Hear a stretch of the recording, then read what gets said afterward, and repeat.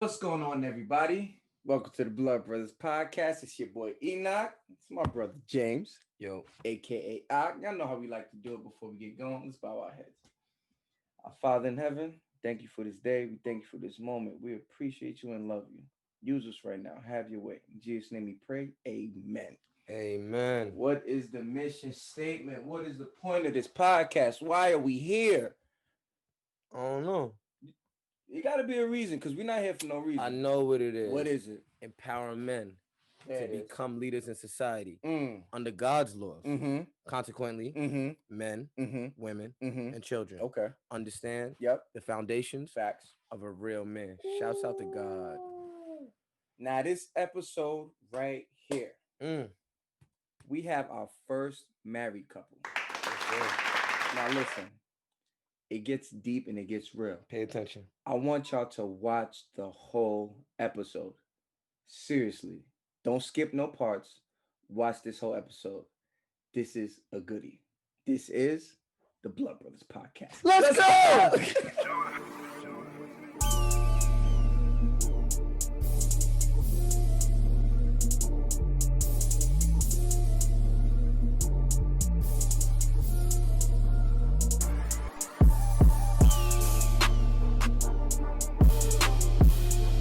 What's going on, everybody? Welcome back to the Blood Brothers Podcast. We got a special guest couple in the building, Mr. and Mrs. Parks. First married couple. First married couple. Yes, sir. What's going What on? it y'all? do? Welcome to the What's podcast. up? What's up?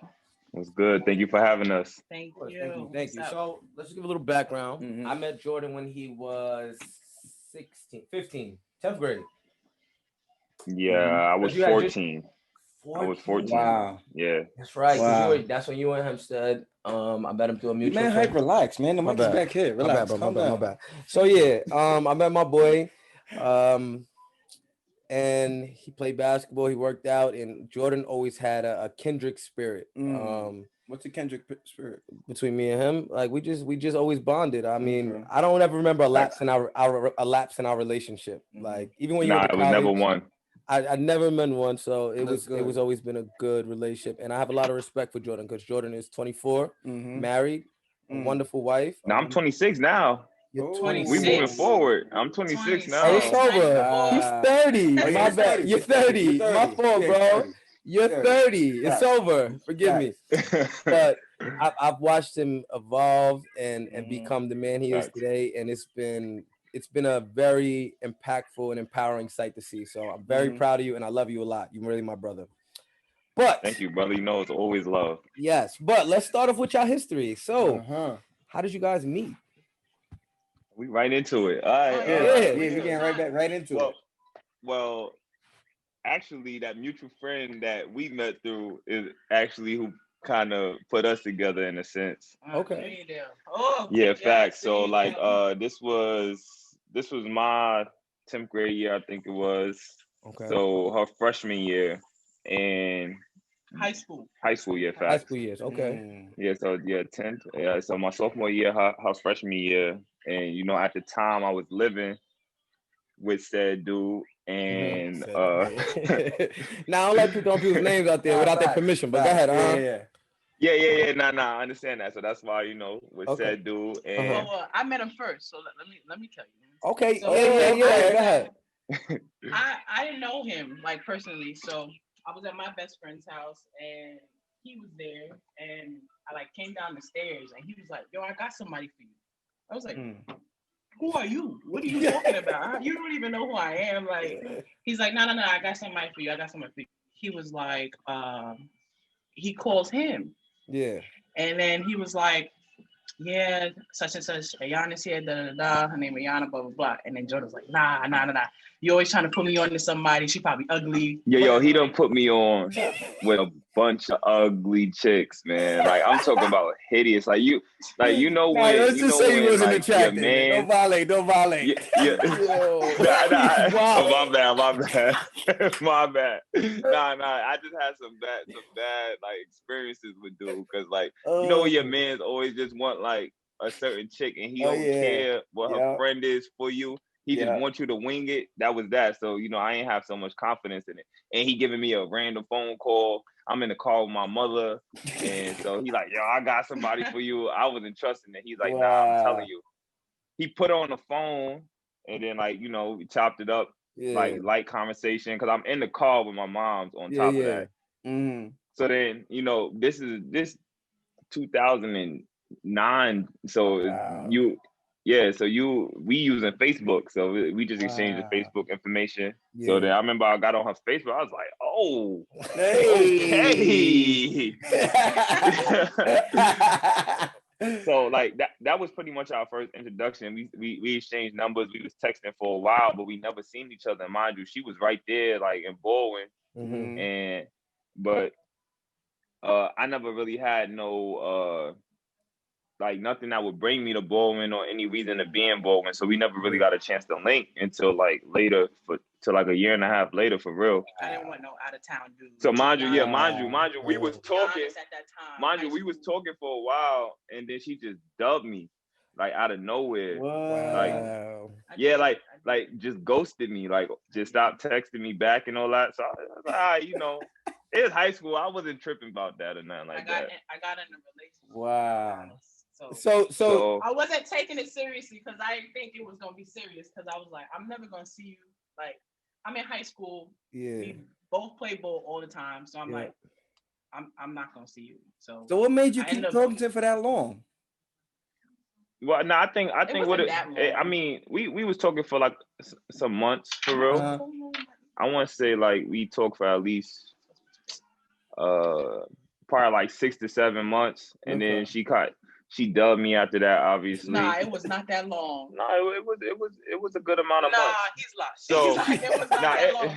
Don't put that on me. Look, it was like 2 months. Listen, it was like 2 months. It was a good amount of months, and what it was, we held like we had a lot of like in common, so that we was able to have conversations. And so that kind of what kept the conversation going for a while, because like it was something new like every other day. Like, oh, you like this? Oh, you did this? Like like as we go into the episode, we learned so much about each. We went to like kindergarten with each other.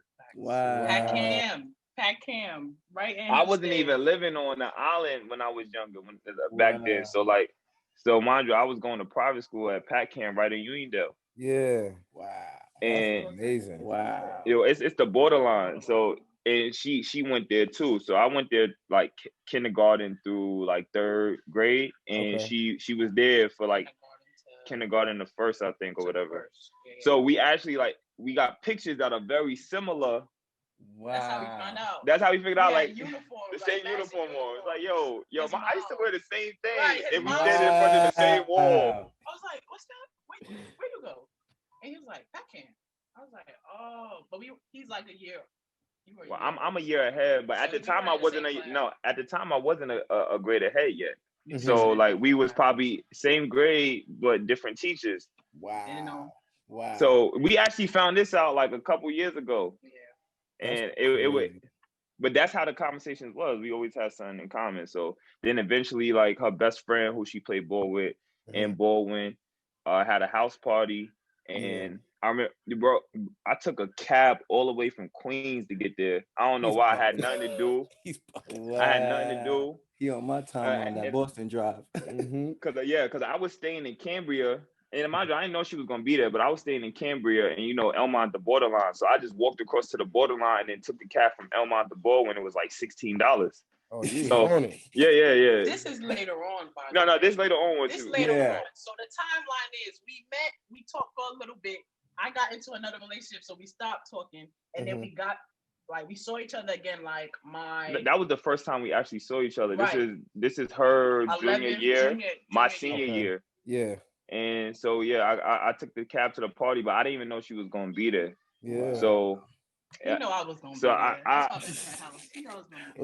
So I was there.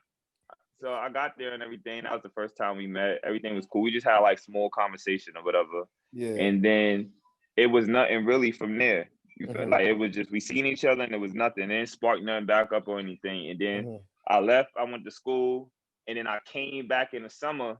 And ironically, I was with said dude who introduced us, and we was looking for this party, and we was somebody told us an address. We got to the address. There was literally no one there.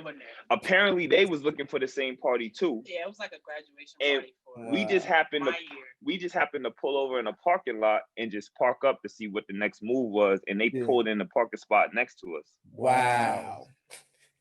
Yes. Crazy. Wow. Wait, no, you didn't. I was trying to meet up with. Well, she told me this later on. I didn't know that. So what it was, said dude was messing with other shorty that was with, but he was trying to make it seem like, yo, pull in the parking lot and let's figure it out. Yeah. But I'm thinking we don't know nothing, and they pull up right next to us. We waiting and waiting for them, but I didn't know he was there. I'm waiting for just like. Yeah, that's crazy. And that rekindled it from there. Right there, that's where it all started. That's dope, because that's kind of like fate kept knocking on your door, but y'all, it was almost like y'all wasn't ready, but it was just like he was preparing them for what they, their future was gonna be. So let me ask you, what was y'all first? And even before that, the same thing kind of happened with us, where you knew your wife earlier in life and then met her later on. That's true. I knew my wife early in life and met her again later on. That's actually consistent. We did. It's kind of the same thing. Like when I met my wife, I was 14, but then we didn't talk for like 10 years. Yeah. And then when we rekindled, it stuck. Enoch met his wife. Probably 14. Yeah, like 14. Yeah, same 14, thing. Yeah. That's crazy. I think that's a great thing though, because it kind of like it kind of show you. It's like God give you a sign to show you something that you want, and then it allows both entities to be away from each other, grow, become better, and be prepared for one another later on. So like, that's dope. That's dope. That is fire. Yeah, LD. So let me ask y'all, what was y'all official first date? Neither one of us remember. All right, I think it was when we went bowling. To the Dave and Buster's? Nah.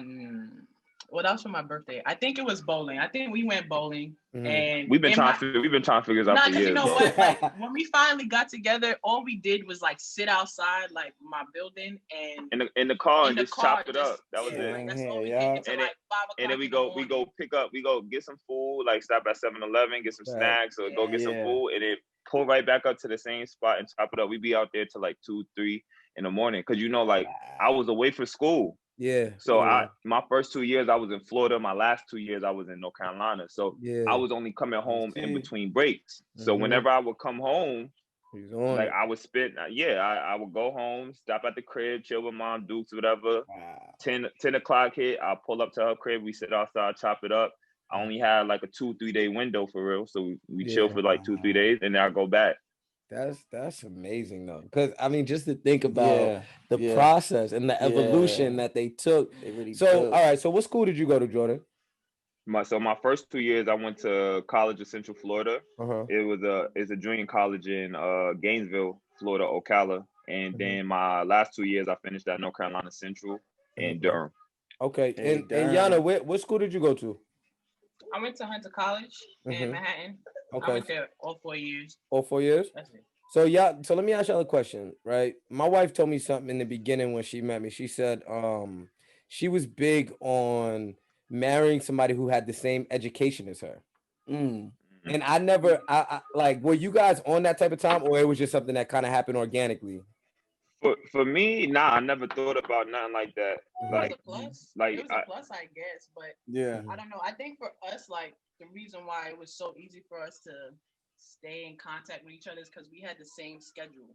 Like, we go to class, we go to practice, or we have game day. We do our little pre-text, like, and then we go to our games. We on the same type of time. So I feel like, everybody's like, how you do the long distance for so long? I'm like, because we both are always busy and we have the same schedule. So when, some people don't like that, like, oh, why you go MIA on me for so long or whatever like that. I understand why he not around, because he had practice or he had a game or something like that. And it was the same thing for me. So I think that's why it wasn't that hard. But education was cool. I mean, we both were in college and stuff like that, but I don't think that was like my main, I don't think that was never a concern in my mind. I don't think that's something that would have even crossed my mind. Like, I'm looking for someone with equal level education, because I definitely measure like just with common sense. You feel me? Like, you don't gotta be the most intellectual bookworm. But if you got some common sense, you know how to maneuver through certain situations, you can understand and read people.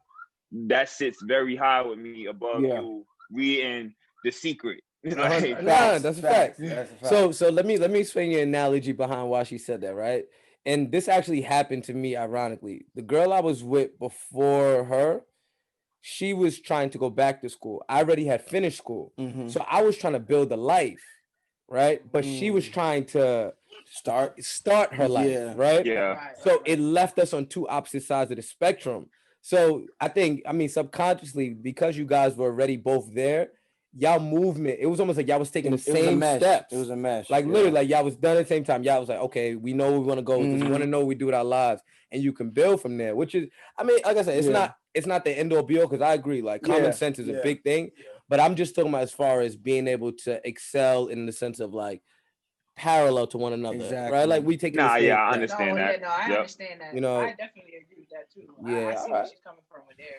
All right, so let's ask them about their good old marriage, because we love marriage. This is our favorite topic in the world. So let's talk about the proposal. Yeah, wait, how long y'all been dating before they got married? But matter of fact, before you even knew, like, all right, this is gonna be the one I'm gonna marry. Before you even got the ring, when was like, all right, yep, she's the one. Oh, okay. Well, I know mine when she's the one. Like, so this was my senior year. I was at Central. I'm gonna make a long story short, but while I was at Central, it was the end of the year. It's my birthday, and this is a good one. it's my birthday, and my birthday always fall around Easter time.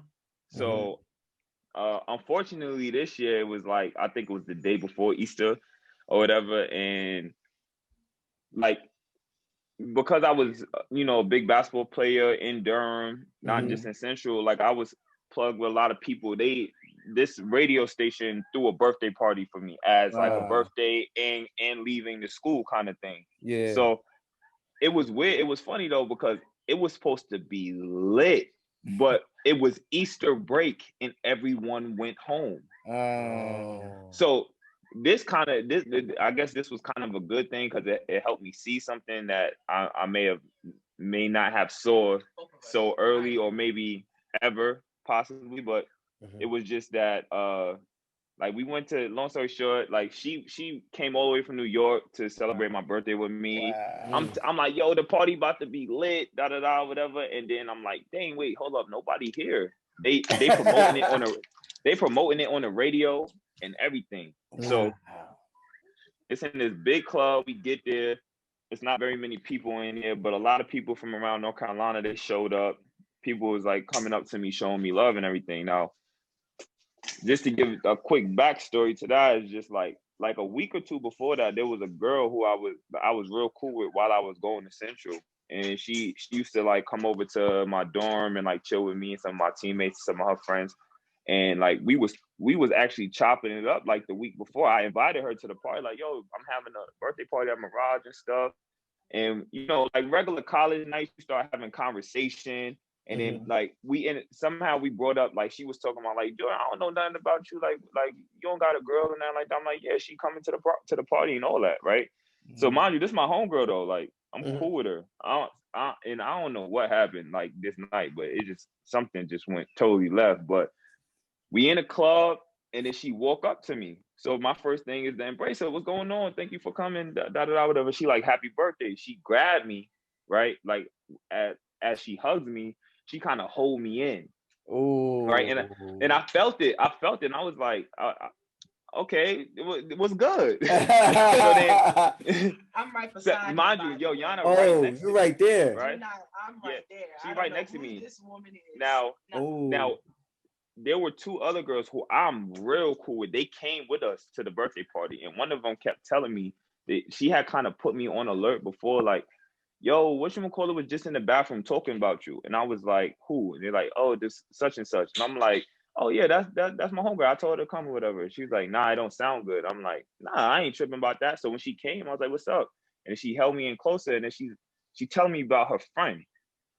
And she's like my friend want to buy you a drink for for your birthday or whatever. And I was like, nah, I'm good. So as I tried to break the hug, she pulled it in. Like, so now I know it's looking I know it's looking strange. And she kind of like put her hand to the back of my head. So like now, like I'm stuck. Like it's throwing me off. He's sick right now. Yeah, like I'm stuck. Like I'm like, what am I supposed to do right now? I can't wild out. Like, but is she drunk? Whatever. So she kind of like grabbed the back of my head or whatever, and then she said something that she shouldn't have said to me in my ear, and I'm like, nah, you bugging. And then I went to go break it off. Now I feel Yana step up a little bit. I kind of grabbed Yana's arm and kind of push her back, like, nah, she good, just chill. Let's talk about this though. Like, let's not forget that we are at the club, so everybody a little nice right now. Yeah. So we chilling, and I'm there with my best friend too. So she saved the night though. She saved the night because she was gone. Like she was slowly breaking down because she was so lit. So I'm right here in the middle. Yeah. This is my best friend, and this is Jordan, and the girl hugging on Jordan. Oh my God. And I'm like, so my best friend is like, hey, Yana, nah, we gotta go. I don't feel too well. And I'm like, no, hold on. Cause I'm over there feeling And I'm like, who's this? And then he was like, nobody, don't worry.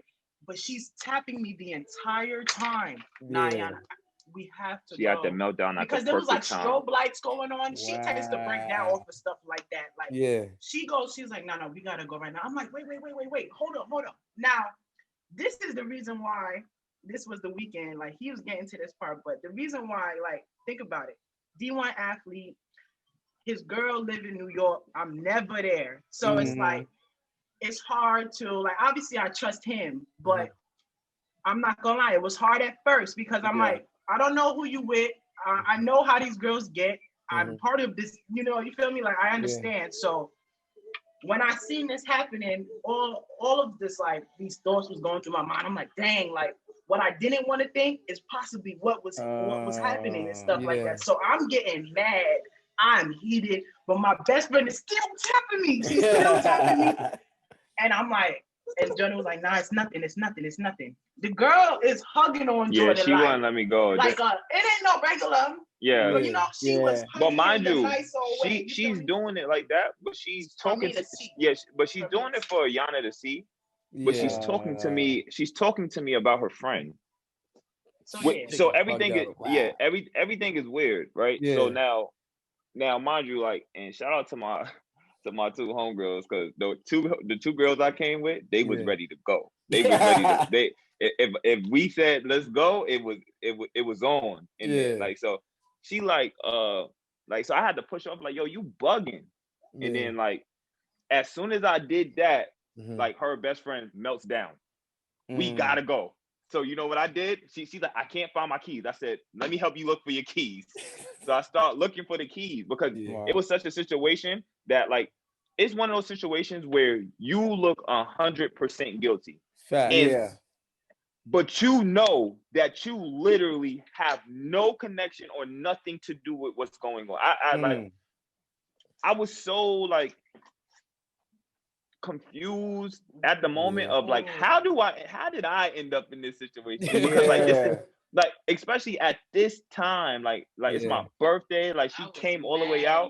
Wow. My mega bus broke down. I had to go on 2 mega buses to get there. It was like 14 hours to get down there. So I'm like, dang, I did all this for him to I'll go home.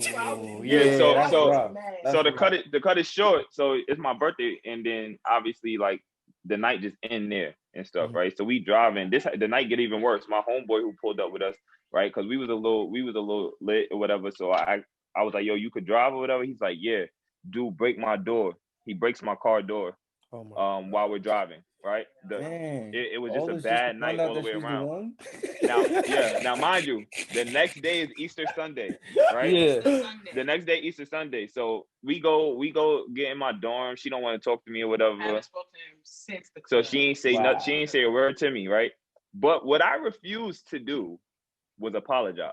Because I kept telling her, yo, I promise you, like, I can deep down wholeheartedly tell you what you just saw is a complete misunderstanding. Like Wow. that was somebody out to get me. Like I had nothing to do with it. I have no past whatsoever with this girl. Like whatsoever. Like she was literally in my room and like in my dorm living room, chilling with us, like kicking it, watching TV, drink, like regular college stuff. And she is aware of who you are, like as of 2 weeks ago. And then this happened. So I can't apologize to you because I did nothing. Yeah. And I said, I said, I literally did nothing to, like, I can't even think of something that I did to put myself in this situation that I can't apologize for. So like, and that's one thing my mom always told me, like, if you not, you know, guilty of something, if you didn't do it, don't ever apologize for it. Like, you're just gonna have to go out your way to prove that, you know, you innocent, that it's not true. So I wouldn't apologize. And next morning she woke up and she wanted to, she came in the room, whole different energy, real scary, Easter Sunday. And then she like, yo, we gotta watch Joel. So Joel Osteen, right? So we gotta watch his, she's like, we gotta watch his sermon. So I'm like, all right, cool. So we sat there, we watched it, whatever. And then at the end of his sermon, mind you, you know how it go. The preacher preaching, and somehow he talking about something that got to do with something relevant in the moment. Regular, you feel me? Like, I don't know how that happened, but it happened every time.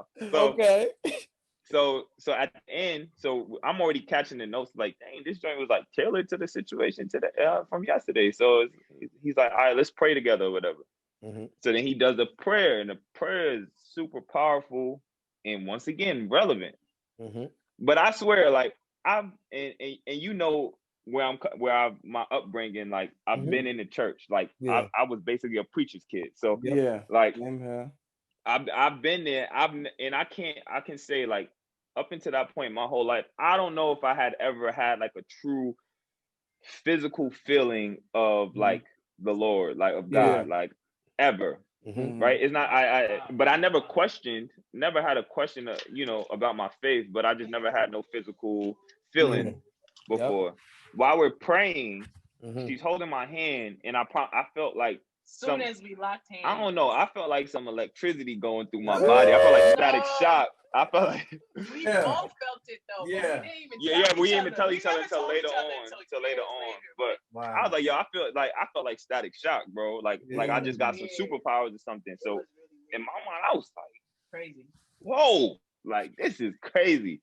So I don't got no explanation for it, of course. So I'm not saying nothing. But at the end of it all, she was like, I believe you. Wow. I was like, okay. We watched that, and we move forward. So from that moment, that's when I knew, like, she was the one for me. And I mean, and I didn't kick in the notion of like marriage right there, but I knew that at some point I would be marrying her. Wow, that's dope though. Yeah, that's real. Cause that's like, we don't. That's a make or break situation. That's like the highest level of pressure. Because let me tell you, like, it's not. We say it all the time, guys. We try our best. Like me and him, we don't put ourselves in situations where our wives can question us. Like we just rather, like, if our friend's going out, if I'm not going out with him or somebody I really trust, I'm not going, because I don't know what type of agenda you have, and I'm big on that. So the fact that you were in that position and you didn't ask for it, and that's big ups to you, Yana, because you didn't have to believe him. You could have rolled. You could have been like, nah, this is too sus, and regardless, I don't know what it is, and I'm not willing to risk it. But the fact that you took a chance, on that, she took a chance, and the crazy thing about it was so crazy. Like, and this is my best friend, one of my best friends. His name KJ, who I went to school with. He's actually from Norway.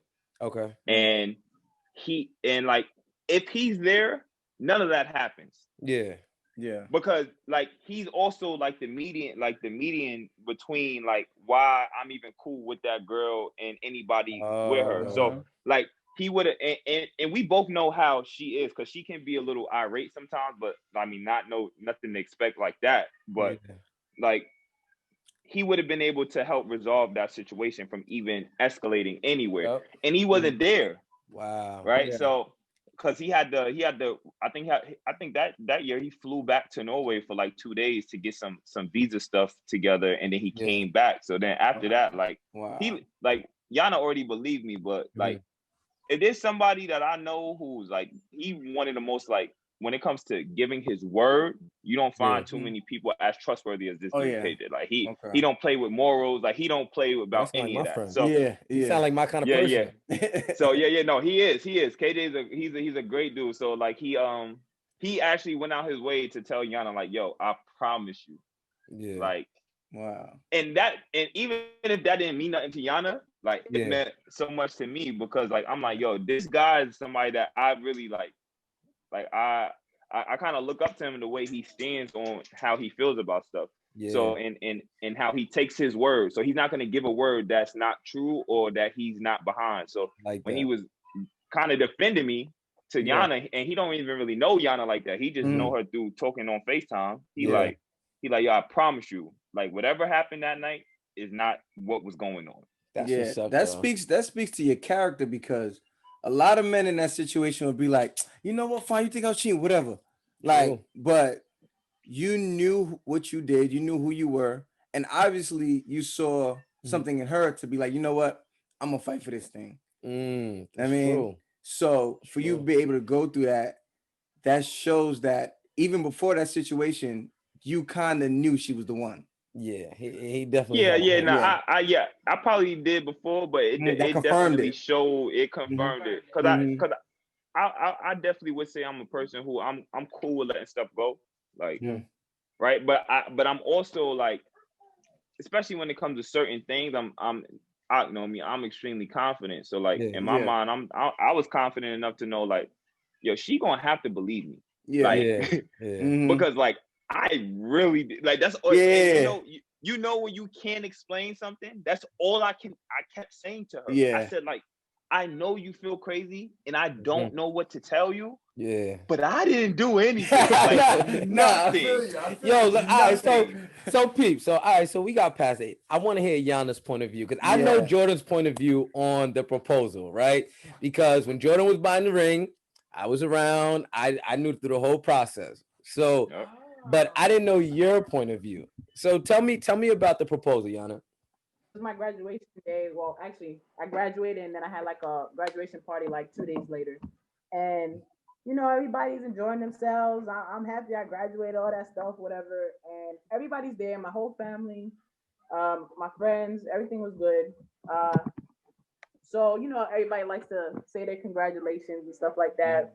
We're giving everybody, and so everybody goes, like my family goes, my coach goes, everybody starts speaking, everything like that. So then Jordan goes. Now I'm just thinking that he's, you know, saying how proud he is of his girl, like that. So he's saying that, but then he was just like I'm super proud of you. Like you're like everything that I want, like a future wife, blah blah blah. I'm still not thinking nothing of it. I see I gotta show you the video. Go ahead though. Like, yeah, one day I will, hopefully. And then he goes, yeah, so there's one question I have to ask though. And then he just moved from me. And I'm like, where you going? And he goes in front of me and just goes on one knee. I was like, oh. Okay, so I had no idea. Supposedly like everybody knew and stuff like that. Somebody almost ruined it. Yeah, somebody definitely almost ruined it. Like while I was talking, like Shorty just screamed out like, give her a ring. Yeah, something like that. What? She didn't know. Oh, okay. It was one of my friends, like cousins that came with her. So he's just listening, and she's not thinking of it because she don't know. Yeah. So I don't know what she said either. I'm like, yeah, whatever. And then he just proposes. I was like, oh, like I was in shock for like 3 weeks straight. I'm not gonna lie. I was just sitting there looking at my hand like, wow. You wasn't expecting it? Nah, I wasn't at all. Wow.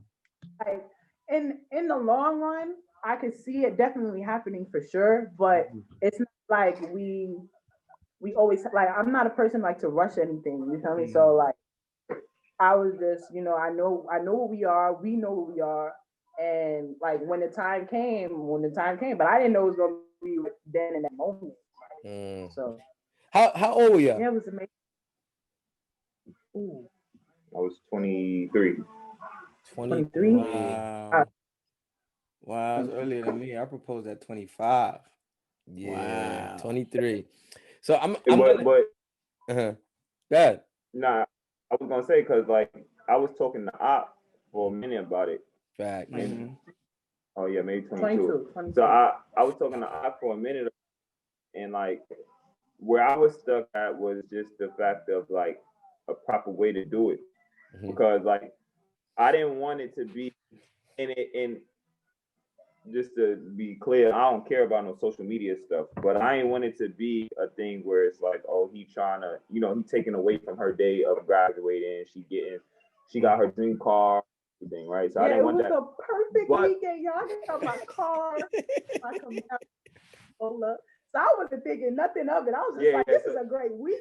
That kept her distracted because she's like, yo, this weekend is crazy. Like I'm graduating, I got my dream car and everything, and then her whole family is like a lot of them. They all used to live together. They moved all over, and then now everybody's back here, like celebrating her graduation with her and stuff. So, but my thing was, I ain't wanted to be like I'm taking away from it, but I also wanted to find a way that it's special to her, because if there's one thing about Ayana that's clear is like family is like super important, like especially sharing moments with family. So I was like, oh, this is the only time that I'm going to ever have all of them in a room together. So yeah, and that was the last time, literally. Like there hasn't been a time again. So I'm like, I think this would be a good day to do it. This is gonna be a perfect day to do it. Everybody's gonna be here, and then I was talking to Ak, like I wasn't. And the crazy thing about it, nothing crossed my mind about her saying no or anything. It was just more so about like what happens when I do this. What happens. So, but I definitely coached me through it, and then especially like I don't even know if I know though, but during my times in college while I was with Yana, like when I would come home. Me, Ak, and said, dude, we were the export, and we were being there for 5 hours. Because like he gonna make jokes. I was scrawny, right? Right? And like, yo, it's important. You gotta get in the weight room. I'm gonna get you right. We gonna get you a chest and everything. So whenever I was home, I was in export heavy, lifting heavy weight. And from 11 to 3 in the morning, I would leave export and go see her. Oh, I didn't even know that.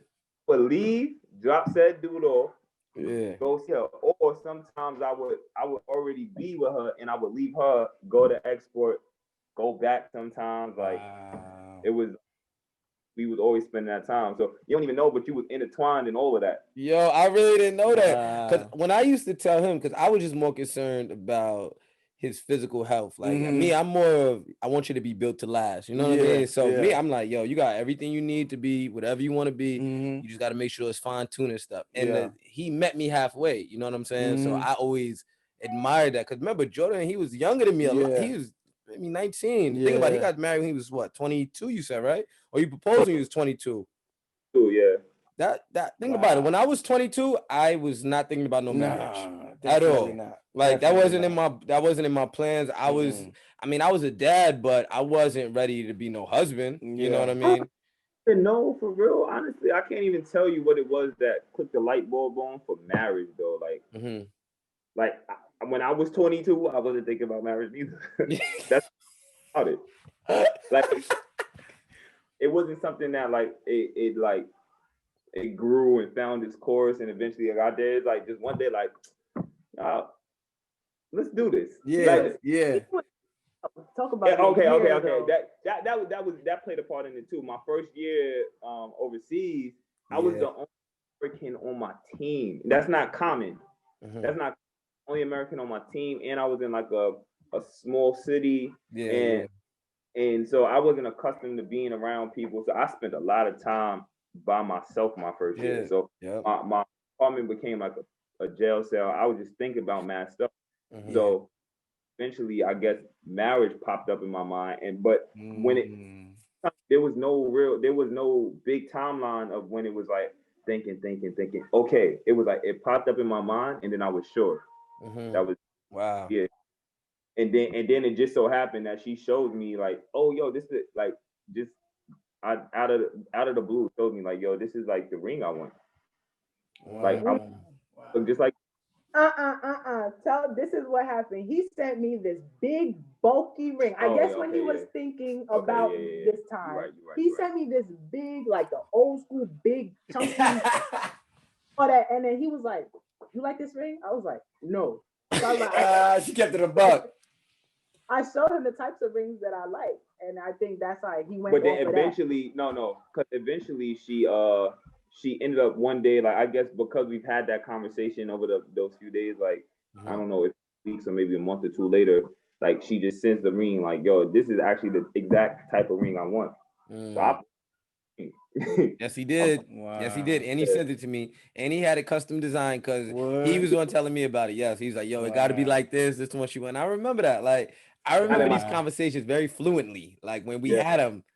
Notes, and then I hit dude, and I remember like I don't like sending money ahead when I can't get something immediately and stuff. Yep. And then he's in Houston, and they had like the hurricane at the time. I thought I got Zoe. I was tight. Yes. I was like, God, it get to me. And he was like being off and on with the communications and stuff. And I'm hitting dude up every day. He's like, bro, my store just got destroyed in the flood. I'm like, in my mind, you lying, but I'm trying to be, I'm not being sensitive to the situation. But I'm like, it's no way that you ain't sent my ring yet because I gave you that money. So eventually, he got the ring got sent, and then it was just sitting at my mom's house until I came back home. Nice. So all right, this is good because the first ring I ever bought her was just like a little, them little promise rings, but I thought it was way bigger and better than what it was when I ordered it, and she got it. I didn't even want to give it to her, but she loved it. So it was a thought. It was a thought that I never took it off. I still wear it to this day. Like, you know the crazy thing is we talk about this all the time how it's not always about the age, it's the mindset. And we talk about always working on yourself. Facts. And you having that time to constantly work on yourself, think through things. I think that's why you're able to take that step so young. Yeah. Because kind of the same thing with me. Like when I was 24, I was driving a truck, Poland Spring. I was always by myself. Yeah. So I always had time to work on myself, think through things. And then once I knew like, yo, she's the one, like I got to make this happen. You have time to prepare yourself, even though, because think about it, at 24, you're still not really at that place for marriage. And I was able to be married at 25, but that's that thing that we always push on. Like, you always got to continue to work on yourself. The age don't matter. It's about working on your mind. Like that. Yeah. So let's talk about the wedding, because you guys actually motivated me to go have a destination. Oh yeah, Jamaica. Yeah, so let's talk about the wedding. Let's talk about where it was at. Let's talk about the events that led up to it, and then we'll go from there. So tell me about it. Let's talk about this wonderful wedding. So we got location, DR, Dominican Republic, and honestly, that wasn't even the first location. The first place we thought was, I think, was Costa Rica or something like that. Like we had places, and it just started to make sense to have a destination wedding. Plus, we like to, we wanted to travel, see different places and stuff like that. So it kind of fit in with our relationship. But also, as we was looking of like how to rent things, because so she's traditional, I'm not. So like I do stuff completely informal. Like let's just have a big. I'm like yo, let's just get a venue, right? We gonna set it up nice, and we gonna get married, and then we gonna have a big, like, the reception is gonna be party style, buffet style, like a barbecue type thing, right? Yeah, she wasn't with it. Yeah, no, because she's like no. I'm like, our house, we always have like functions and stuff like that. So I'm like, that's gonna be like a regular, another day, another weekend. Yeah, it would have been similar to the proposal in a sense, right? But so she wasn't with it. So then like she starts, throwing ideas out. We looking at how much it's costing. I'm like, all right, I don't got a dad. You don't got a dad. Who's paid? Feel me? Like, wow. Straight up, like we don't like who paying? Like, I can't afford this by myself, and then so like we end up compromising and we did the destination because it was like whoever can go like for the expenses for the wedding and stuff like that, but y'all just got hit there basically and but that we ended up we had it for the first year that it was supposed to happen. I got pregnant. Yeah, while we were in Germany. While we were in Germany, I got pregnant. I was super sick, super. Like I couldn't eat, couldn't drink water. I had to go to the hospital because I was like low and thought it was fine, but they were more worried about me. So I had to go to the hospital. But like all those months we were in Germany from like January to the time I left in May, I left because I thought that we were still gonna have the wedding.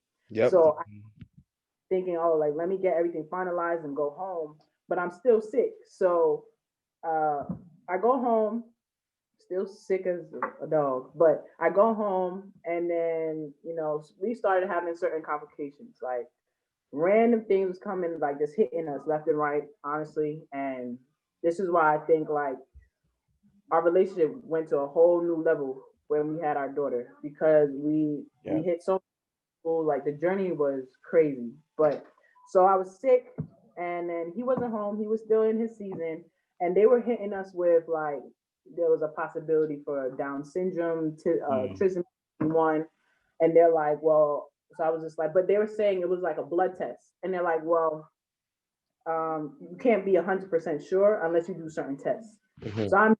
So that wasn't 100 either. That test was like 98 or 99% sure. It's risky because they're penetrating I don't know if it was the placenta or the sac. In the sac. Baby. Yep. Right. So it was that, or I could take it was like a blood test, and they basically separate our like it's like a chromosome, something like that. Like it's a separation between me and the baby to see if she really has the Down syndrome and stuff like that. So I was actually on the bed about to do the one that you pluck, and I was like, no, I don't want to do this. It's too risky, and I took the blood test. The blood test came back negative. The blood test came back negative, thank God. But I was still sick and everything like that. And then Jordan came home. Yep. And basically, I started waking up with the whole left side of my face swollen, like legit. Like I was looking like literally just.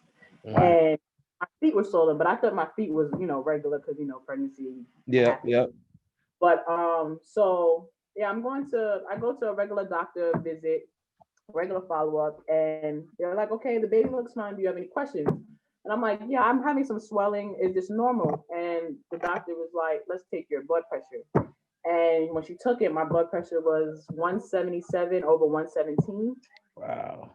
Yeah, so they're like, well, this is so high that you're at stake for a seizure or a stroke. Actually, they had to take it twice. The first one was 181 over 119. Yeah, it was 181. Doctor's face was like, like now, mind you, this is a brown woman, so like just lost color when she seen it. She was just like, okay, hold on, you just might be a little worked up. Let's just run it back again, and then she ran it back, and it was like that. It was at the 177. So they had to me immediately. They're like, oh, you're not going home. Yeah, straight up, you're not going home. At that hospital. My doctor wasn't affiliated with that hospital, but I had to go there because they had no appointments for the ultrasounds at my hospital. So I was just going there, but they admitted me immediately. Thank God Jordan was there. But basically, we were in the hospital for days because my blood pressure was so high, and it's called preeclampsia. So I was diagnosed with preeclampsia, and it's just when you have blood pressure while you're pregnant, and they don't really know what is the cause of this, but it's very common in Black women. I've actually found out there's a lot of people who have gone through it, and they actually helped me a ton because like you're going through something and you're like, what is this? I don't know what this is. But after I found out that there are people who have it, and it's definitely a journey. But basically, Juju was we were in the hospital for a few days, making sure that my blood pressure was okay. there was a one scare that we had, and they rushed me immediately into the operating room, and they said that, oh, the baby has to come. We can't get her heartbeat. We don't hear her heartbeat. So we get into the room, and then they go, oh, false alarm. I'm not with Jordan. Jordan can't come in. I'm like, what do you mean? Like, I'm going crazy. Y'all supposed to be keeping my blood pressure regular. Mm-hmm. Y'all go crazy. So that was the first scare. And then a few days later, when I was finally able to sleep, we both were finally able to sleep. They woke us up again, and they rushed me into the hospital. Into the operating room again, and Juju came, and she was born 1 pound 8 ounces. She's a preemie. She's born 3 months early, so 26 weeks. And yeah, that was the journey to the start of the NICU journey. So that was another reason why we had to push the wedding, because June, she was supposed to be born in September. That was June 11th. Wedding was for July 14th. Right. Yep. 2018. But let me color it in for you real quick. So, like she said, she wasn't feeling well the whole time in Germany. The doctor in Germany actually kind of gave her a hint that you may be suffering from preeclampsia, but it's a chance that it's not that. Oh, because I was so. No, they call that like he called it hyperemesis gravidarum. That was just something but he was saying that it was a possibility for the preeclampsia, but the hyperemesis gravidarum, whatever, like that can be the reason for your blood pressure being so high because you're constantly throwing up and pushing. No, my blood pressure wasn't high in Germany. It was when I got home. The hyperemesis gravidarum is basically when I was sick. So a lot of women go through this, morning sickness, regular first trimester or whatever like that. But that morning sickness eventually goes away. Yeah. Mine never went. So when it doesn't go away, it's called hyperemesis gravidarum. Okay. And that's why I had to go to the hospital, because I wasn't able to eat. I wasn't able to have. Yeah, they had to put me on IV and everything like that, and that was the only time I was really able to eat food and down. That was the only. When I got home, that's when the swelling started happening, and that's my blood pressure went high. Okay, yeah. So when she got home, and obviously that was still going, and she was going to these doctor's appointments. Everything was fine. So stuff was cool, and then we had the scare with the Down syndrome and what's it called? Trisomy 21, which is like a mutation. Like your baby can be born with mutations or whatever. So off of a blood, not 100% accurate. Yeah, exactly. I don't even see why they have women. So that was the major scare at the moment, because they kept saying like, well, normally they have a feature in the sonogram where the nose is flat that shows the Down syndrome. She had none of that, but I can't remember what it was that they were trying to say why they think this is possible. So that was it. They were going off blood test. That's not 100%. So now, while she started experience these symptoms and getting worse, the swelling, but like she said, she's thinking nothing of it, and then boom, she ends up in the hospital pretty much like a week after I come home. Yeah. Right? So and this is the first doctor appointment that I'm going to with her, or the second one that I'm going to with her. And so when they say like she's not going home, they tell me to go home, go grab stuff, because she might be here for like 2 or 3 days possibly. But they also are telling me like the worst case scenario, which is like your daughter could be born here like ASAP. And I'm like, whoa. Yeah. So now the part that I'm gonna fill in for you is like, while she was in there, like she was plugged in by every part of her body. She had freaking IV, both arms, like they at some point they would have to give her like steroid shots. Like it was a lot. Like and so the magnesium that they're giving her to keep her hydrated was causing like even more swelling in her body. Like she was getting like water weight in her body. And yes, I had that bad. And then the edema is the blood. So when she got really bad, a really bad reaction to them they kept sticking her with the needles for the IV, and they stuck me wrong, and my whole arm swole up. That's the edema. Like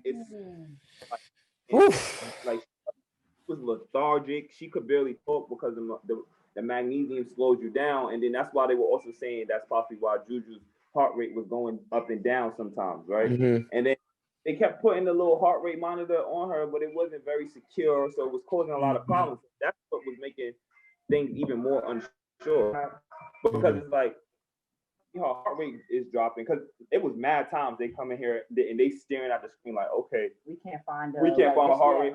That really happened like low. 8 times. Really low. I would have to put it like here. She's right here. Right there. Wow. And then the first scare happens where they pull her out of the room. Oh, we gotta operate, right? And then it's like, oh, false alarm, boom, put her back on the IV. So mad. We had one of the nurses who just don't know how to talk to people. She doesn't understand, like, you could tell she don't understand emotions in conversation. Like, if you say something like this, you might trigger something in me. So she's talking real crazy to me, and I could tell she's trying to educate me, but it's coming off so wrong. She's telling me all the words. And now days and days passing by, and then it seemed like we was gonna be all right, because we kept asking when she gonna be able to go home. They was like, okay, well, if she has one more day of it like this, she could possibly go home. My blood pressure. Of her blood pressure being good. Fine. So this is probably day 5 or 6, I think it was, and then like, so we knocked out. It's like finally, it's like 3 or 4 in the morning. Like, and mind you, the whole time they had us in a room. Like, she was in a room. She had to share it with people, right? So I'm sitting on like a straight up chair like this for 5 days, bro. Right. So finally they moved her into her own room. It was like, we was like, thank God. Like, it had like a little stretch out couch and stuff, and the day was cool. We got through the whole day, and then it's like 3-4 o'clock in the morning, I want to say. Like, it was late because we knocked out. It was 9 o'clock. Oh, it might have been because Juju was born at 9. Oh, well, it felt like it was late. You know what? Because we had been up. Like, yeah. I had no time or day. Like, and we closed all the blinds. The room was pitch black. I finally was getting some sleep. She finally fell asleep because she wasn't sleeping the whole time. She finally sleeping. I'm not, bro. The next thing I know, door kicking. Boom! We gotta operate. And they're literally dragging her out of the room. Like, by the end of the bed. I'm screaming for him. I'm like, Jordan! And they're like, he can't come in with you right now, man. He'll be okay. And I'm like, Jordan. And they set me up because they made me feel like I could come in there with her. Because as soon as they came in, right, they start dragging her out, right? I'm like, whoa, what's going on? The doctor threw some scrubs at me, like, throw these on. Like, I'm like, what's going on? He's like, put them on so you could. It's the only way you'll be able to come in to operate. I put them on, mouth fast and stuff, and they go, you can't come in. I was like, wait, what? No. It's like because if it's a local anesthetic, like, someone has to be there to hold it, and like, it can't be tampered with, and we can't have no problems. So I'm like, what you think? I'm gonna knock it out? Like, nah. But they was like, no, you're not allowed to come in the room. So I'm just pacing back and forth in the hallway, and then by the grace of God, Juju was born, and they brought Juju out of the room. So I was the first person to see her because she's sleeping. So they brought Juju out of the room, and I saw how small she was. Like look, Juju was the size of my palm, bro. Yeah.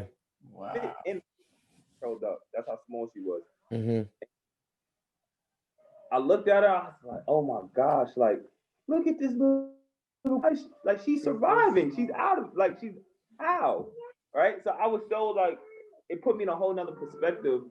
So now I snap back. I got to think about Yana. I'm like, yo, is she good, etc. Because the other part that we missed is while we were in the hospital, they were telling us there's a chance that Juju can lose her life and Yana can lose her life, or both can lose their life. Now that's going through my mind. Like, hold up, why y'all telling me this? Like, and they're telling me this as they're operating on her as well. So they're reinforcing these are the possibilities. So I'm like, man.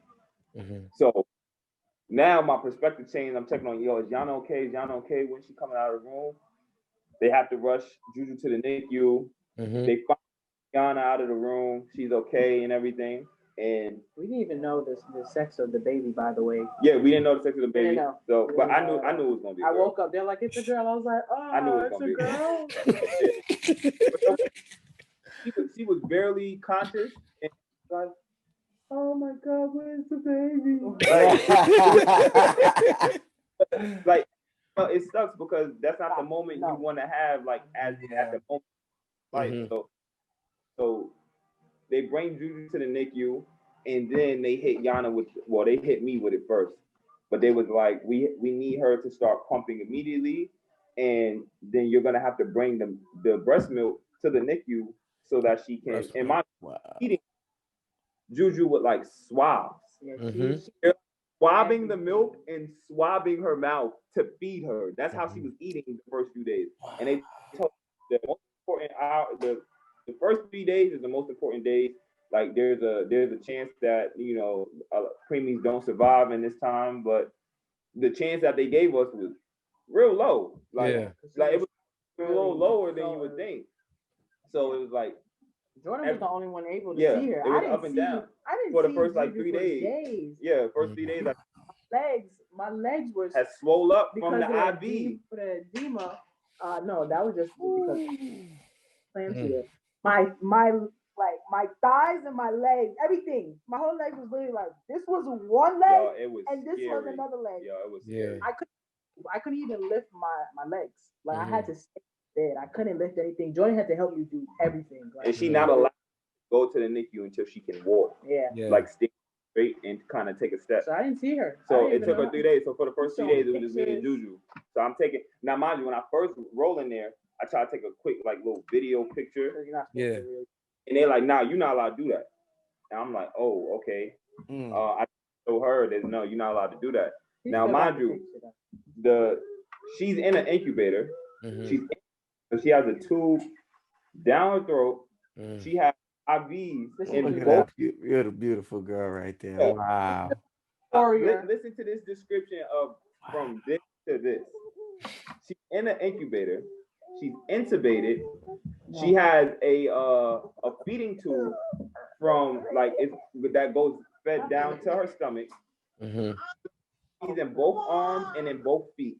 She has to take these shots every single day to kind of help with her breathing and like development of her lungs. And she's being fed with a swab. And her skin is this pasty but clear yellow-red color. Wow. Fully developed, so you can see through her. Yeah. Wow. Yeah. That was probably the most like wild thing to me is that like the first time when I walked down there, like when they shine the light, I can see inside of her, like her veins stuff. Like it looks crazy. And you can't imagine how someone can even live in that condition. And all she's literally doing, she's laying there, she's moving slowly, but she's not. Obviously, she can't make no sound. She can't cry. She can't. And like her poops are like, I don't even know how to explain it. It was everything was so small, bro. So small. Wow. Touch her half the time. They were always enforcing us like, no, it's okay to touch her. And we didn't even know we could touch her for so long. Right, like we're gonna break her. Yeah, She's we could have like this big. We missed out on some weeks of touching her, like maybe a week or two of touching her because we didn't know that we can touch her. So then I was like, you want to hold her? And we looked like we could hold her. Wow. But we were scared. Literally that small. It's crazy because in that you see the true form of development as a person, like a physical being. Like we watched her literally get fingertips, watched her get skin. We watched her lose that fuzz that babies have on their face, and we grow hair. We watched her being able to, like, from not being able to make a sound, like not a sound, to being able to cry. Like we watched every single of development. Like literally, it was crazy. So of course, and I know we went off path. No, it's fine. It's fine. that forced us obviously to have to stop the wedding because it's not like, because there were some people who were trying to say, you know, because obviously she's not allowed to leave the hospital. Mm-hmm. So the other part of that is she spent her first 90 days of life in the hospital. She was not allowed. So like she was gonna be there and the doctors were gonna have to care for her. So some people kind of saying like, well, if Yana's able to move, she could be good by then. Like y'all can leave for 2 or 3 days, still have your wedding. Like, nah, you bugging. We not doing that. And you know, we didn't want to seem selfish because we at the time, you know, destination wedding, people putting their money out. And we had like 60 people. It was 60. I remember when you was telling me about that. Yeah. And we weren't there. And we just tried to explain to everybody, like, yo, we can't make it. We're sorry. Like, we really want y'all to enjoy y'all vacation. Yeah. But put this option that, you know, I know it's last minute, but you can change your room and stuff till the following year. But if you don't, fine. You know, we understand. We hope you, while we can't go. Yeah. So that set the wedding up for the next year, which kind of helped a little bit because it gave a little bit more time to kind of put things in place because we were still missing a lot of pieces at that time, and it was a month to go. Yep. And obviously it's because I was in Germany the whole time. So I make it back until the last week of May. Yep. And so, but watching her and grow, and then being able to bring her to DR, like that year, that span from first week of June to the mid of July of the following year, it was crazy, bro. Because like we didn't know what to expect. Like life was like a roller coaster at that time. We wasn't expecting the child to be here 3 months early. She was here. Then I wasn't expecting to be where I was in Italy, and I ended up having the best season of my career. And then like Juju starts to do better than she was expected to do. And then we have the wedding coming up, and like it was so much going on. Wow. So let me give you a little background on what you said, right? So I remember when you put in the group chat, because we had a groomsmen group chat, and he was explaining everything. And I can honestly say, when you said it, we all had the same reaction. Like, yo, bro, don't worry about it. Like, we was like, that's bro, we don't care about none of that money. That don't mean nothing to us. You go take care of it. And I think all of us had that consensus. Like, I don't think nobody you chose as a groomsman was like, dag, bro, you can't just make it work. Or only thing that messed me and Mariella was because we had opened up our first camp for the next year. We couldn't leave because it was our first rodeo with the camp. That was the only thing that stopped us from going. I remember that. So that was like the only reason why we didn't go. But I remember you telling me, and you probably don't even remember saying this to me, but after, you know, you told me everything that happened, you was like, yo, but the baby's good. She's like, you know, Juju's fine. It's going to be a little bit of a process. But you said to me, but the strongest part about her was her heart. That was the only thing that kept her going, was her heart. And I never forgot when you said, you probably don't, because I know you had a lot going on, but when you said that to me, what resonated to me was, I'm like, oh, she's built like that. I tell people every day, like, and you know, sometimes it's kind of like a cliche when somebody will tell you, like, yo, this is the toughest person I know. Or, nah, Juju's the toughest. Yo, be tough. And it's like, it makes me feel so good because I'm sure the same thing for Yana, because obviously Yana has her own story in the midst of all of this that she can only feel. And then I have my side of how I felt from the outside looking in. And then like one thing I pride myself on is just resilience and being able to adapt to a really difficult situation. Like I enjoy challenges, like I really do. So like, and I really pride myself on that. And to see that, like, just work its way through her like that, it made, like, at the end of it, it made me feel so empowered, because it's like, damn, this is my blood, and I'm learning from her. Like, she's teaching me facts. She's teaching me how to keep going and make that extra step, because it was a bunch of times where the doctors kept saying, oh, well, if she doesn't do this, then we're gonna have to take another drastic measure. Or like I remember they were talking about like a brain, she had like a bleed on her brain, and if they gave her these pills for like 1 to 3 days, and if the bleed didn't stop, she would have had to have brain surgery, right? So like, but every single time they told us, like, if she doesn't do this, this will happen. She excels like in 2 days. Wow. Right. Yeah, No it's like she can hear us talking about her and be like, all right, watch this. Like, you would think that with everything we tell you, right? Like that would really be a roller coaster ride, and it was emotionally because you just don't see your child. But it was smooth through the hospital because every time they gave it to us, it never heightened. It would just be something new. She would break that. Something new. She would break that, and it just became a consistent flow. And then now it's like, oh, she caught up to her, the sizing that she's supposed to be on time, on schedule, like perfectly healthy. Yeah, perfectly healthy kid. Motor skills is perfect. She just wanted to come early. Yeah.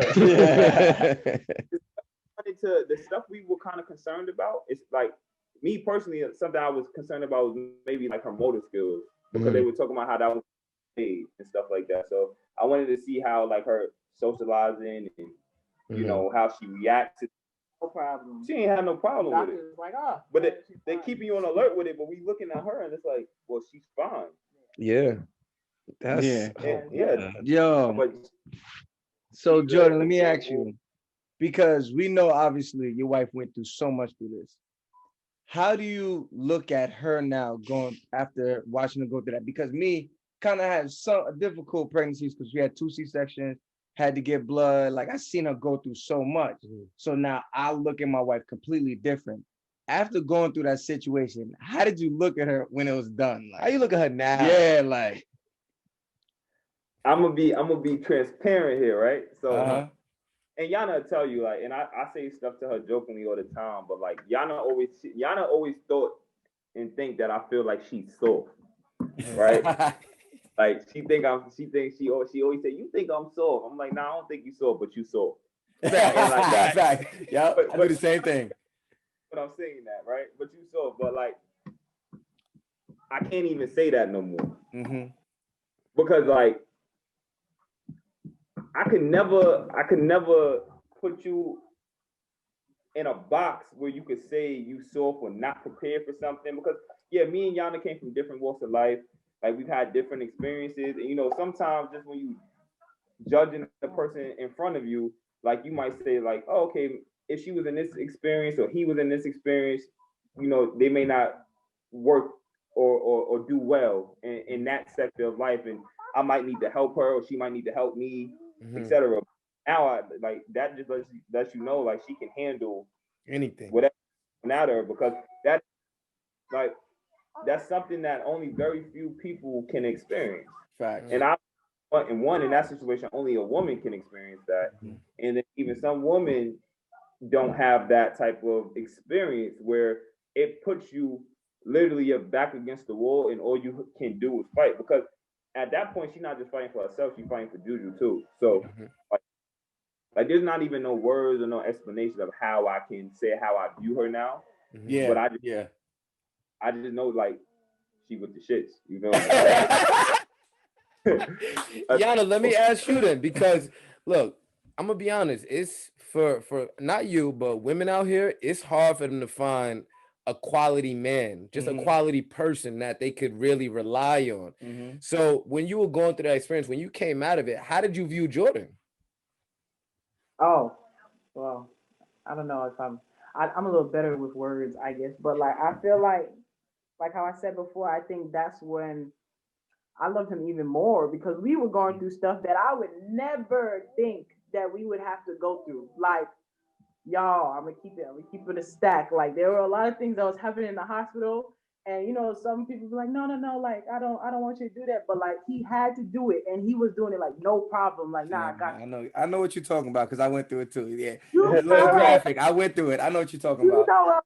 Yeah, like, that there, I'm like, dang, like for someone to just do that with no problem, no question, like it's whatever. Like it didn't even faze him to just go for it. I was just like, this is it. Like this is you are him, because it's like I would never think that I can even go through this with somebody, and now we're at this point, and for that whole journey, like obviously I was going through the postpartum. postpartum depression. Like I'm looking at my kids, the size of my hand. I'm thinking everything. Oh, this was my fault. Da da da da. You know, you go through a lot of stuff that's going through your head. But at the end of the day, he was the only person like, nah, bitch, she's gonna be fine. Like, see how strong he is, like how strong she is, and she gonna get through it. Like he stayed so positive. I believed it too. Still was going through my postpartum. Like you as a woman, you still think of these things, and you can't control it. But he definitely helped me through that journey because I feel like if I was by myself or if I had somebody who was just like, quiet about things and didn't express themselves in a situation, it could have been much, much harder. And I'm not saying it's hard, but he definitely helped that journey like a ton, like a lot. One thing I will say, and I've always known this about Jordan, and is that he's always expressed himself, right? He's never been a person where when we had dialogue, I had to force him to talk to me. So our conversations were always fluid. So even when he was explaining to me the things that were going on, I didn't get a sense of, I'm not gonna say he wasn't fearful, but at that moment I knew like his faith is different. I'm like, nah, Jordan got different faith. It's different for him. Like it's not a joke for him, right? And he knows me and him. I'm always bothering him on Instagram all the time, and I tell him all the time. I say, yo, bro, the only reason why you're successful is because you're faithful to your family. Facts. I tell him that every time. It don't matter what he's doing. And then I might say something crazy like, but you got to do push-ups. but he know. I be telling him, I'm like, nah. Because Jordan told me, I wanted to travel with my family. I wanted to let them see the world. These are things he dreamed about. And he didn't have all the resources to make it happen. All he had was his faith and his willpower. So I know as a man, it's important that he instills that in his family. So when I look at you guys, it's like you guys are a reflection of him. Like when you came to my party, I'm like, oh, I know why they're married. I got it. Because that was our first real interaction. Right? I'm like, okay, I know why they're married. And I'm smoked at that time. I'm smacked. Look, I'll never forget, I spilled a drink on Yana's on her sneakers, Balenciaga. I felt bad. She goes to me and she like, don't worry about it, boy. You smacked. Don't even sweat it. I'm like, oh, let's go. Right? But I just knew, like knowing Jordan, then meeting you, and then seeing it, I'm like, nah, that's it.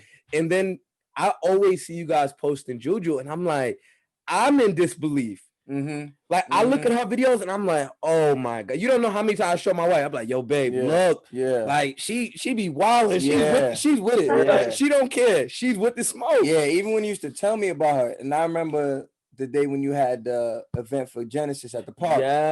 And they was playing with her and they was shooting basketball. I was just staring. This before we had ever met, because you just told me about it. I was just like, yo, that's the little girl. I was just staring like, wow. Look at her just running around. And I was just like, this is beautiful. I brag about her like she's a celebrity. You don't understand. Like, you gotta understand because what she experienced, I don't know. I haven't met anybody like that. Right. I have never met a young lady who could handle that. It's different for her. You know what I mean? So her future is gonna be like there's nothing nobody's gonna be able to tell her that she can't do. She can probably look at them like, come on, son.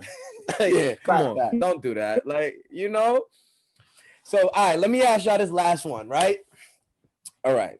So now that y'all married, y'all got y'all family, y'all traveling, your season's going well, your career's going well. Yana, you opened up your own business, right? Right? Yes. Let's talk about that a little bit because I seen it, and when I seen it, the first thing I thought was, y'all remind me of each other so much because it's like this, right? When Jordan wanted to go pro, I'm like, I know you could do it, but it's really gonna be on you to have enough confidence in yourself to do it. So when I seen that you open up your own business, I said that's the same exact willpower Jordan has. So let's talk about your business a little bit. Talk to me. All right, so my business, I just opened it this year, but it's called Floors Natural Hair Care, and basically handmade products made by me for your natural hair, for mainly type 3, type 4 hair textures, black queens and kings, of course. Yeah, so basically, I just focus on basically just the all around health for your hair, and because a lot of people don't know what good things go with our hair type. So on making certain things for just tailored to Black people's hair, and it's been going really well right now. COVID's not trying to let me be so great because we're in school, so I've been trying to get my products and stuff to home, but I've been having some really great opportunities, and I'm excited for when everything dies down and everything. Excited, but yeah, no, I've been getting really good feedback. It was a great year. Like a lot is going on this year, but I feel like Flourish did really well in the beginning. I've got a lot of support, but yeah, it's basically for everybody's hair. I see you got your. Well, I know I going out here saying you still got a little. Yeah, I'm trying. I'm gonna leave that under there for now, though. Oh yeah, like that. I have it all for you guys, like natural hair oil. Literally, I literally make it in the crib and put everything together: butters, creams, oils, flaxseed gel. I make everything by hand, like flaxseed, 100% natural. So, oh well, and I'm excited to see what's gonna happen in the future. I'm gonna add your Instagram on this too. So anybody who want to follow, order, it'll be on there. And it's dope though. I be seeing some of the stuff she be doing, like the stuff. I'm not gonna say it extends you, but it definitely helps the growth and the health of it. Sure, that's what that's all Flourish is literally, because I'm not here to waste nobody's time. Like I've learned, I've been natural for over 10 years now. So I have different textures in all in my family. Like my daughter to my hair to Jordan's hair, my sister, we all have different hair textures and stuff like that. So I really experiment and research the things that really work for our type of hair. And yeah, so you can trust Flourish. So you know what though? I would tell you this, Jordan, you got to put it on your beard because your joint is skipping right here, like right on here, my boy. That's just how it grow in. I don't think it's ever gonna feel right there. Like, I don't even really be trying to rock the beard like that, bro. Just when I'm over here in Europe, I can't get no cut, so I just and it's a little more intimidating on the court. I look a little more scruffy. Like I don't want to cut the hair off my face. I lose like 6 years, so I'm like, oh yeah, that toughness go away real quick. I ain't trying. If it's feeling, it feeling, man. Like I'm not mad at your hair. I'm not here to judge. I'm just throwing that out there. So last one, yo. You're in Italy right now, right? And this is your second stint in Italy, right? This is my 6-year professional and my 5th year in Italy. Wow. Okay. And in the middle, I had left. I went to Germany for a year and then I came back. So let me ask you this: you're experiencing something that kids dream about, right? Honestly, anybody who's played basketball has always wanted to be on a professional level. Yeah. Probably, I mean, I would say this: the fact that you took an unconventional route, because what people don't know is that Jordan was skipped grade wise. Yeah. Right. He's not a dumb person. No, not knocking nobody. Not saying if you don't get skipped, you're dumb, but he's intellectually gifted. Yeah. Right. Yeah. So he took a very unconventional route to achieve his goals. So what I want to ask you is, what was the hardest part of achieving your goal? Hardest part. Nobody ever asked me that before. The hardest part.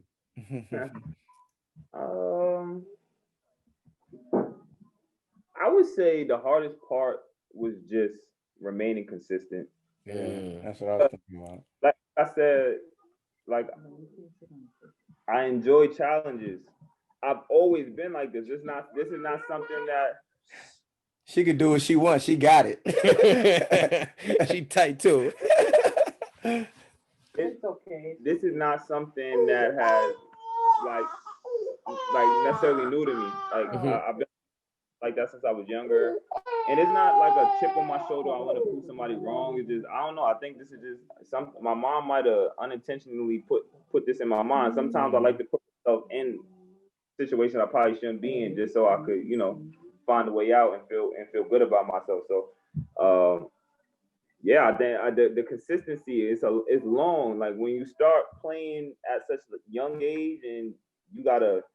It's not that you gotta live up to anything, because I'm not LeBron James, but you got to do 20 years of consistent work. That's right. So, and then you got to obviously get the luck, that luck bug, and avoid injuries and things of that nature. So, I mean, yeah, pretty much it was consistent. I knew it was something that I love to do. So when I wake up and I go play basketball and I play it all day and I work out and stuff like that, like I don't have any issues to do it. So, like, in that notion, it's smooth, but consistency is just, it's tough. You got to produce, because there's always something better, something newer. Like you got to adapt to the new. Like I'm a tweener with how basketball was. Yep. Like started basketball, they were still centers. Yeah. You know? Then like and being that I was so young, but I was so tall for my age, I was playing like a center. But then it actually helped me, because it helped me be a tweener. And as the ages started to change and there started to be positionless basketball and stuff like that, I had the size already, the skill to play down, and then now I'm still so young that I'm learning how to play out. So now it helped me be well balanced, and my uncle, who I credit a lot of my success to, in the sense of like helping me just develop as a basketball player. Like he had a vision. Like so the basketball player that I am, like right now, I gotta say, like it was his vision. Like he literally used to, when I was younger, he was like, "Hey, you so athletic, right? But in 10 years, basketball is not gonna be the same." I can remember the first time he ever told me that. I had to be like 9 years old. Wow. Like I had to be like 9 years old, because like I'm 9, but I was tall. Mad tall. Like that. You feel me? Like when I was in 6th grade, I hit 6 foot by the end of my 6th grade. I was so tall, and he's like, yo, and then I got to dunking by 8th grade, and then it's like, yo, you so athletic, you gonna like, you can use your athleticism to get you to where you're gonna go, and then changes, you're gonna have time to really learn and be the basketball player that people are gonna want you to be. But right now, we're gonna work on this athleticism and these few things that get you there. Don't worry about why in the midst of it it's changing, because as I got in high school, people my side started shooting threes, bringing the ball up the court, going all crazy. Stick to what you know. Be consistent in that. Show that you can do this at any level, against anyone. And then when you get there, and for him, his there was once I made it to my Division I college, that can begin to work on the extra things, because you're gonna have 1,000 people telling you you're not gonna be a 3 when you make it professional. I mean, you're not gonna play 4 or 5 when you make it professional. You're gonna have to be a 3. Yep. So, but I stay consistent in my work, and now it just at the end of it, now I'm a totally different player now. And my patience and consistency is what helped get me there. My uncle wasn't gonna let me be impatient, so yeah, got me on lockdown. But it was, I guess, that transition of once I moved away from him and now consistent on my own. Yeah, that took that's a long road, because it's crazy. I'm sitting here. I'm 6 years in professional. I was in college 10 years ago. My first day in college 10 years ago. That's crazy. I'm only 26, so I still got such a long. And they're still telling me I got to get better. I'm like, dang, like it never ends. Yeah, at some point, you want to be a little more comfortable, and you don't never want to get stagnant. But I would, just be able to hoop and not worry about the other end of it. You got to get better, but what comes with it, and that's definitely been a hard part. Like I really enjoy it, because basketball goes over into life. Anything you're doing that you love, it falls right over into life. So I'm just about to say that. Yeah. Basketball can help my consistency in my marriage. It can help my consistency, like with my relationships with other people. Like with your daughter. If I have the power to stay consistent this long, you can hold me accountable to being consistent with you and how, or with anything. Exactly where I was going. Yeah, with anything I have to do. You can't, like, I can't tell you, like, I can't handle that right now. Or I can't, me and you, I'm not feeling so good because I mean I'm allowed to do that. I'm not feeling so good because I got a lot on my plate. But at the same time, it's like, yo, you've come this long, you've experienced all of this, and I'm not even. And I'm speaking from your point of view, but I'm not even. So I know you can do this. I'm not. But I know you can do this. So you, as my brother, my friends, my family, yeah, ask more of me because I've shown my capabilities. And once you show your capabilities, and you know, like you can't go back on that. The standards of living. And one thing, one thing I want to say too is this just is crazy because it's just full circle. Because I remember thinking these things about you, but you just never know how people are gonna turn out. You know what I mean? You just don't know. And you could invest as much time. You can invest as much time as you want to somebody. A fact. You know, you not know how people are going to turn out. You just don't know. Listen, and I'm telling you, like, look, you can invest as much as you want into people. You can say what you got to say. You can give them the best advice, but everybody has their own course. Yeah. Right. Yeah. And I have to say, I'm so proud of you guys. And y'all know I love you guys so much from the bottom of my heart. Right. You know, I'm not one of those friends that don't tell my friends that I love them now. You know I love you guys, and I'm rooting for y'all every day. And Juju, where's she at? She's over there. You got to put her on the screen. Hi, baby. Jordy. Say hi. Say hey. Hi, beautiful. Say ciao. She like, leave me alone. Facts. Ciao. But listen. Yeah. Listen. Tell the audience, ciao. Oh, I just gotta say, man, like I said, I'm so proud of you guys. And I know your success is inevitable. You remain focused, put God first. And I'm telling you, as long as you're faithful to your family, as long as you want your career to go, it's gonna go. As long as you want your business to go, it's gonna go. Everything is gonna be rooted in what you do, bro. You know what I mean? You are the foundation of your family, and it's a testament to where you guys at right now, chilling in Italy. Let me tell you, they be getting me tight on Instagram though, because they be showing like mountains and all this. I'm like, oh nah, I gotta play professional basketball. But listen, we on lockdown right now, but yeah. All right, well, when it open back up, send me some pictures. Other than that, we love y'all. E, you gonna leave him with something? One last thing, I've grown to love you because of how he speaks about your character. My God. And that's a testament to who you are. Yeah. And I see you living up to that. So through everything you're going through, it's gonna be ups and downs, but keep God before anything. You're gonna be good. Strive for perfection, because even if you fall short, you're still gonna be excellent. We'll see y'all later. Thank y'all so much. Appreciate y'all. Thanks for having us. No problem.